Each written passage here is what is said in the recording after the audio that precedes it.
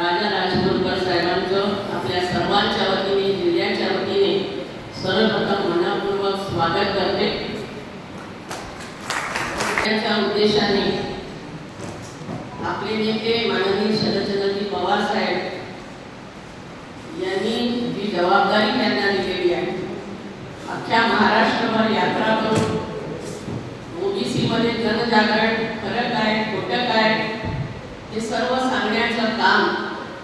ते आपल्या मार्फत संपूर्ण महाराष्ट्राचे संपूर्ण जिल्ह्यामध्ये करणार आहे। आणि त्यामुळे निश्चितपणे आताचा जो कालावधी आहे, या सरकारने जे समाजामध्ये भांडण लावण्याचं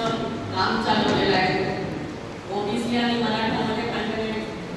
परत धनगर एसटी समाजामध्ये आहे, हिंदू मुस्लिम मध्ये आहे,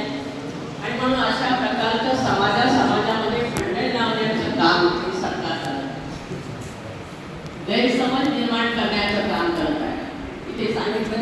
भास्कररावजींनी की